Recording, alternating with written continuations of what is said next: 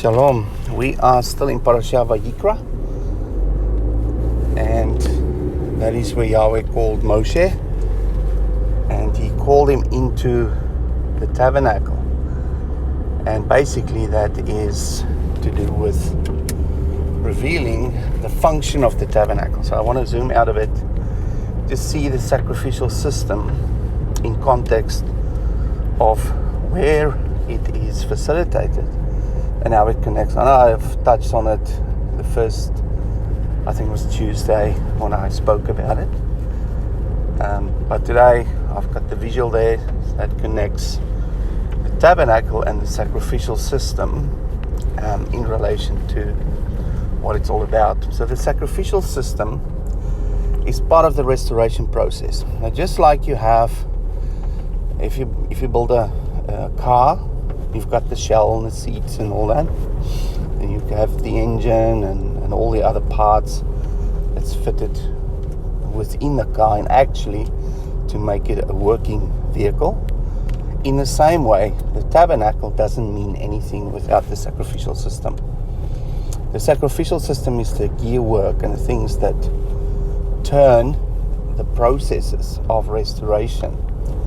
And first and foremost, when we look at the 5 different types of sacrifices, if you read them from the text, it reads it from the most important one, or just from the end or the goal up to the starting point. So the goal is the Olah, the starting point is the Asham, or the guilt offering, and then in between there's processes. Just like you enter the tabernacle, the goal is the Holy of Holies, the Ark of the Covenant, and the entry point is the outer court gate. So it's the same process, same principle. And I've placed them on the menorah pattern so you can see it. So when you move from left to right, it tells you a story. But also, as we know the menorah pattern by now, the center branch is the most important one, and that is where the peace offering is located. Now the peace offering, the Shelamim, share the same root word that makes the word Shalom. That's why it's a peace offering. And that is right in the middle. That's the center branch. And that is to do with entering Yahweh's peace and the completion of the building process of you. You are the building that needs to be restored, or the building that needs to be built. And Yahweh's using the ingredients like bricks and mortar and all that in a normal house. He uses the fallen state of man as the ingredients, and now he's going to build it up, give it a structure according to the blueprint of the building. So you are just the material. When you start, you walk into the outer court, you're just a wheelbarrow full of mortar and bricks and gyprock and whatever needs to be used as materials. And then Yahweh will use his Torah, his blueprint, and say, I want to build this house. We need this feature. I'm going to use this now. And then he use you to construct a certain attribute or a certain part of that tabernacle to facilitate whatever he wants to do within his household, within his house. So see it as that, and you are the goal of, or the end result of the building process. And Shalom actually means the feeling the builder will feel of satisfaction after he has completed his building process and he is happy with it. That sigh of relief and just looking at what you've done, or handiwork, specifically if you build it yourself, that gives you that sense of satisfaction.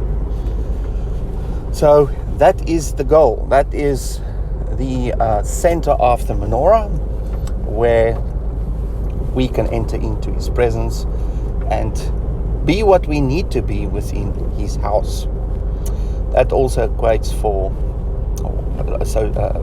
relates to the priesthood, because you are now part of the mechanisms and gear work and whatnot that need to facilitate this whole purpose of the tabernacle. And that's also what Leviticus is all about. It's all about what the Levites need to do and what objects they need to engage with in order to facilitate the things for the benefit of the people who are now being transformed as they engage with the tabernacle as a whole. Then when you look at the sacrifices from left to right, this is not the way they're listed in the text, but that is basically the starting point to the finishing point. And there's also a picture of the tabernacle where it's associated with different parts of the objects within the tabernacle. And as you walk in, of course, the first thing you see is the brazen altar, and that associates with the asham offering or the guilt offering. Now, the guilt offering is actually the sin offering. And the word chatar, which is translated as sin offering, is actually the purification offering or the cleansing offering. So it's the next step. So you face your sin, you admit your guilt, and as Paul said, there's no condemnation for those who are in Mashiach. So that is where your guilt gets put on the burnt offering on the brazen altar, and that is now being destroyed because Mashiach will take your guilt, because that's past tense. You can't fix that. It's gone. All you carry is the weight of the guilt of what you've done in the past. What your responsibility is what's going to happen in the future from this point in time moving forward. So he doesn't want us to carry the weight of the guilt, this whole bag of guilt. You need to lay that down and then take up his yoke. And you can't carry the bag of guilt and the yoke. That will make you a very ineffective person doing work within his kingdom. So lay down your bag at the brazen altar, pick up the yoke, as Paul said, pick up your cross, follow Mashiach. That word cross is actually relates to the taf, specifically the ancient paleo taf. It looks like a cross, but it's actually a stake. It's also the taf, the stake that Yeshua carried. He didn't carry a letter T, he carried a pole, and that is associated with the letter taf. The top is the pole, and the two sides are two trees, which was supporting the pole, and he was then crucified on this pole with his feet on each tree base and his arms spread open, so his body made an X, which is the Paleo Hebrew taf. So all of those things align. I don't know if it's accurate, but that's the way I see it. And that's where you lay down your bag, pick up your cross, pick up your stake, and follow Mashiach.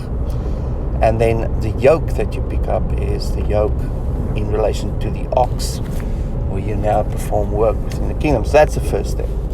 As I said, the chatar offering or the sin offering and the purification offering, because the blood of those sacrifices actually made it into the holy place, and the blood were painted on the four horns of the golden altar. So it's right in front of the curtain that separates the Holy of Holies and the holy place. So that's a very special place, and that's where that purification takes place, because now you engage with Mashiach, you picked up his stake, and now you follow the process which is associated with the laver. It's about purification and cleansing. And as you get cleansed, now your guilt's not holding you back anymore. Now you can step into the holy place, and you can have access to the golden altar because of the blood on the four horns on the golden altar, which you found at the laver, or between the laver and the brazen altar, which is where Mashiach is doing his work. He not only died, but he's also the Torah. The death is providing the blood, but the Torah is the water within the laver. And the blood is just the medium of the currency that redeemed us. Redemption means to buy, to purchase. We're no longer our own, we belong to him. So now you have access after you engage with the Torah, the laver, and the chatat offering, and you now see the menorah, which is the peace offering. And the peace offering, menorah, is the most special object within the holy place. Across from that you see the table of showbread. That's the meal offering. And then you see the Holy of Holies associated with the golden altar, the veil, and the Ark of the Covenant, and that is the Olah offering. So we see the steps how we enter into the presence of Yahweh and how the sacrifices relate to that. And we're going to touch on a bit later on the meaning of every single sacrifice. It's a bit too much for a basic understanding of the sacrifices, but it's a good fundamental starting point just to understand what it symbolizes in relation to what we already studied, which are the objects inside the tabernacle. And overall, it's part of the restoration process of man. And you can't abolish the sacrifices, because then you have a car with the engine taken out, gearbox taken out, no battery, can't even start it. It looks like a car, you can sit in it, but it doesn't have any function.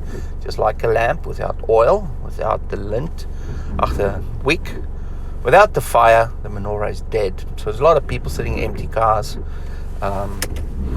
having no oil in their lamps inside their congregations, and Yahweh's going to remove the lamps from those congregations because of it's not filled with the fullness of what everything's about, which includes the sacrificial system, which associated with the oil which is in the menorah. Leave you with that, and I hope you have a lovely day. Shalom.